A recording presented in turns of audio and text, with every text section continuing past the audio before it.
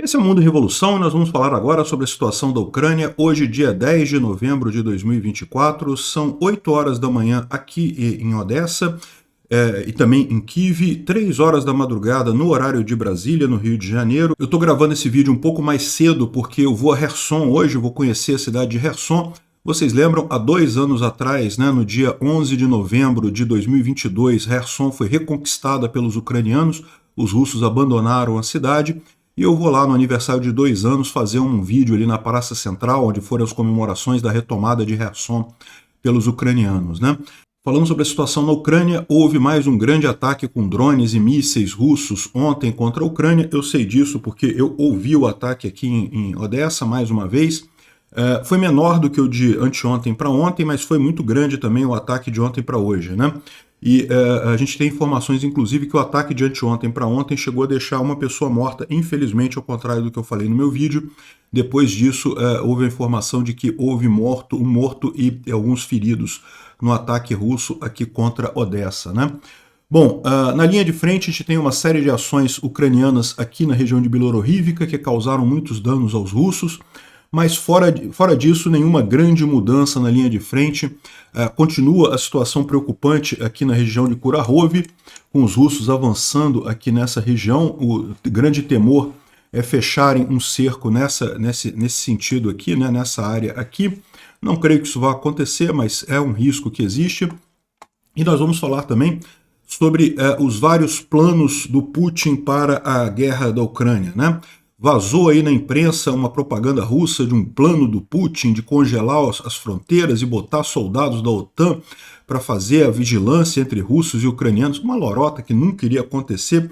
Vamos entender esse caso aqui, porque isso é muita propaganda russa. O pessoal que está falando sobre, não, que agora já acabou, que o Trump vai acabar com a ajuda para a Ucrânia, isso é propaganda russa, Então vamos falar sobre esses e outros assuntos em detalhes. Essas notícias foram sugeridas por Coisa e Tal, não sei que lá, Elite Oligárquica Socialista de Brasília e várias outras pessoas.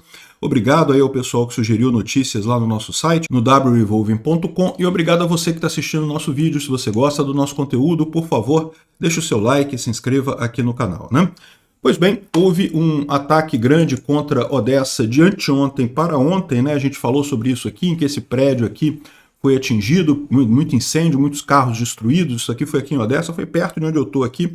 E a gente teve a informação ontem de que não havia feridos nem mortos, mas infelizmente a informação foi atualizada. Houve um morto e 13 feridos, infelizmente, nesse ataque russo de anteontem para ontem, E de ontem para hoje teve também ataques em Odessa mais uma vez, inclusive explosões audíveis aqui em Odessa, mas a gente ainda não tem informações, como eu falei para vocês. Eu estou gravando esse vídeo mais cedo, são 8 horas da manhã aqui. As informações começam a aparecer lá pelas 10 horas da manhã até meio-dia, que a gente começa a ter as atualizações aqui da Ucrânia, Então, não temos ainda essas informações. Os russos divulgaram um vídeo em que eles tentam atingir a ilha de Pervomaisk, que fica em Mykolaiv, Mykolaiv é essa região aqui, Eu vou passar por lá, vou sair de Odessa aqui, vou passar por Mykolaiv para chegar em Kherson, E a ilha de Pervomaisk, essa ilhazinha aqui, essa ilha pequenininha aqui, que era uma base naval da marinha ucraniana, mas está abandonada desde o início da guerra.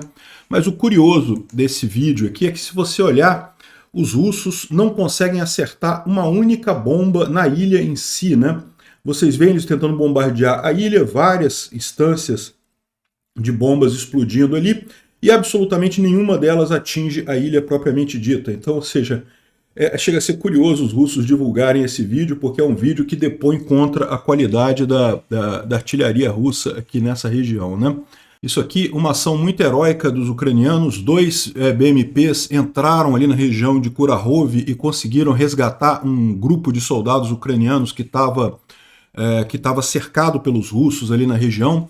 Conseguiram salvar os soldados ucranianos, então excelente notícia isso daqui. É um ato muito heróico ali na região de Kurahovy, a luta aqui, E a gente tem uma informação aqui de um blogger russo em que ele está falando sobre as estradas em Donetsk.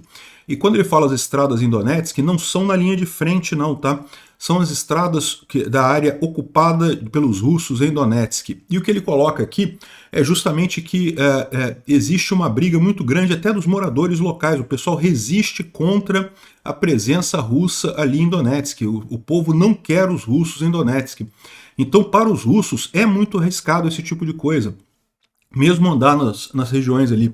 Então ele fala aqui que o risco que ele correu, que a estrada da morte, não sei o que é lá, ou seja, a situação realmente complicada que ele coloca para os russos ali em Donetsk, né? Justamente porque os ucranianos não querem os russos ali, né? Bom, mais um crime de guerra que foi registrado por um russo. Isso daqui é um prisioneiro de guerra ucraniano, ferido, que claramente não oferecia nenhum risco, e o russo passa e atira no prisioneiro de guerra ucraniano, matando ele. Isso evidentemente é um crime de guerra, e certamente vai ser mais um que vai para a conta do Putin aí na hora de condenar o Putin pelos crimes de guerra dele, né? E também a gente tem algumas imagens aqui, ó, da ofensiva ucraniana na região de Bielorrivka, que acabou massacrando um monte de russos ali na região e retrocedendo os russos nessa área aqui em Bielorrivka, onde os ucranianos avançaram aqui, né? Retomaram áreas que tinham sido tomadas pelos russos, principalmente aqui, principalmente próximo do rio aqui, né? Bom, a gente não tem ainda os mapas do Poulet Volant, ele não lançou ainda esses mapas, então vamos ficar sem essa parte. O Instituto para Estudo da Guerra não traz nenhuma grande novidade aqui, fala sobre as perdas russas enormes, mas a gente já tem falado sobre isso há alguns vídeos, sem dúvida alguma, os russos estão com problemas, com muitas perdas mesmo. Bom, e além disso, a gente tem a história aqui do russo reclamando que não conseguiu comprar uma bolsa Louis Vuitton na França, porque o passaporte russo, quando ele mostrou o passaporte russo, foi negado, né? Ele achando um absurdo, como é que pode? O pessoal não querendo vender uma bolsa de 3 mil euros. Eu tinha dinheiro para comprar, né? Ia gastar com dinheiro com eles e coisa e tal, achando um absurdo não poder comprar a coisa, né? Bem feito, é bom que seja assim. Parabéns a Louis Vuitton por esse posicionamento.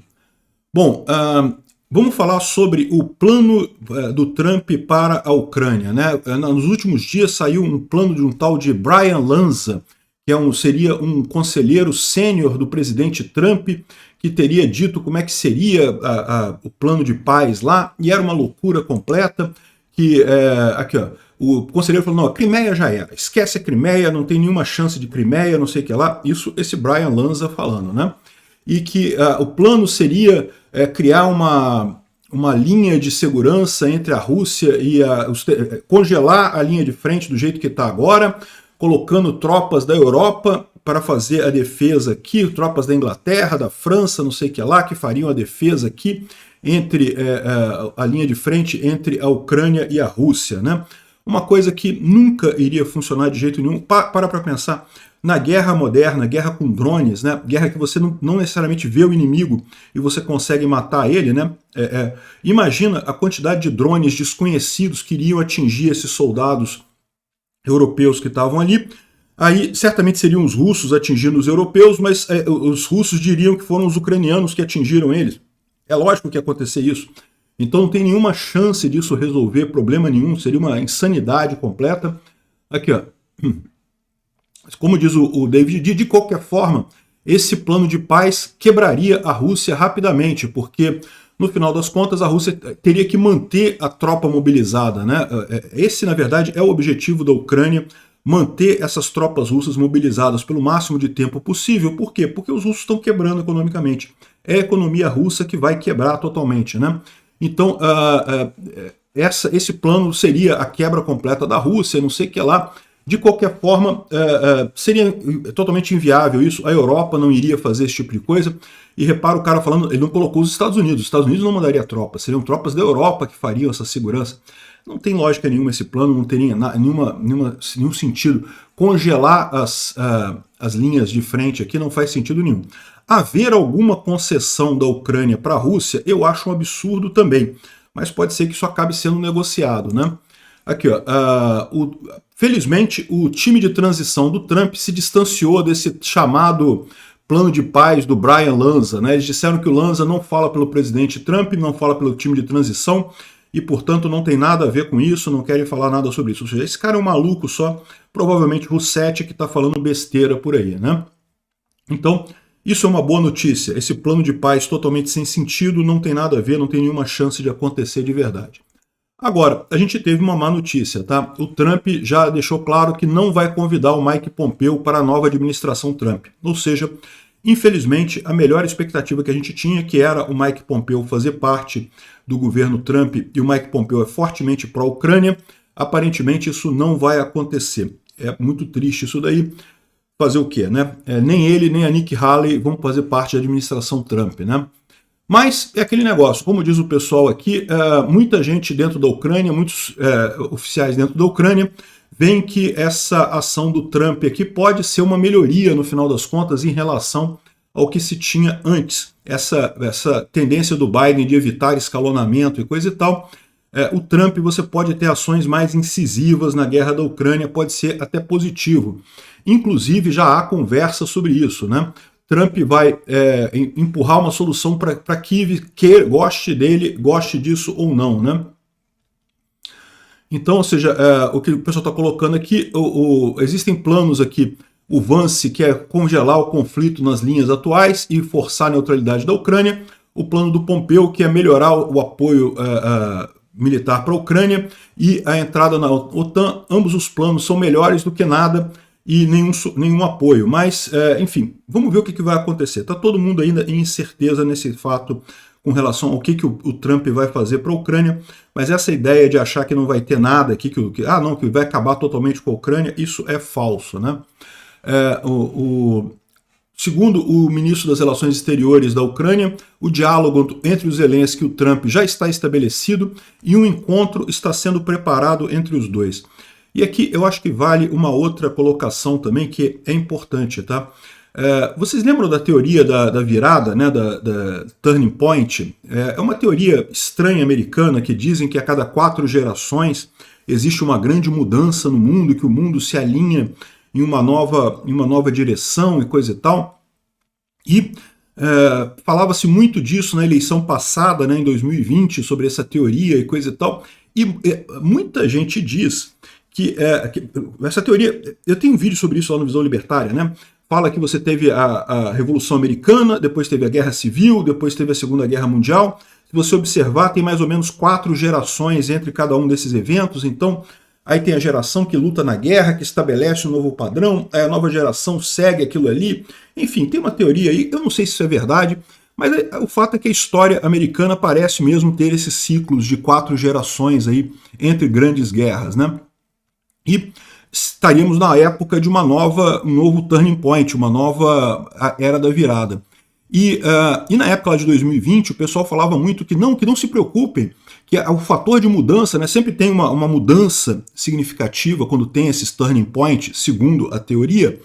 A mudança não é o Trump, pode ser o próximo presidente que não é o Trump, coisa e tal. Estava todo mundo esperando que o Biden fosse essa grande mudança, né? E muita gente achava que a guerra da Ucrânia podia ser o catalisador dessa grande mudança no final das contas. Então, assim, vendo sobre esse aspecto da teoria, o pessoal da esquerda esperava da guerra da Ucrânia que ela projetasse o Biden como um grande líder mundial. E o fato é que sim, o Biden foi muito importante para a guerra da Ucrânia, mas ele foi tão reticente, ele foi tão cauteloso, ele foi tão hesitante na hora de fornecer ajuda para a Ucrânia, que ele acabou não tendo essa colocação, essa projeção como um grande líder da virada e coisa e tal. E arrisca agora justamente o Trump ser isso, né? O Trump pode aproveitar esse tipo de situação e ele se tornar esse grande líder, se mostrando mais ousado, né? Vamos ver o que vai acontecer com esse caso aqui na guerra da Ucrânia, né? De novo, não me alinho aos mais catastrofistas que acham que o Trump não vai ajudar a Ucrânia, que vai querer que a Rússia ganhe, coisa e tal, mas eu concordo que o Trump também tem coisas ruins, não vai ser muito bom para a Ucrânia o Trump não. Estou no meio termo, vamos aguardar para ver o que vai vir de concreto nisso daí.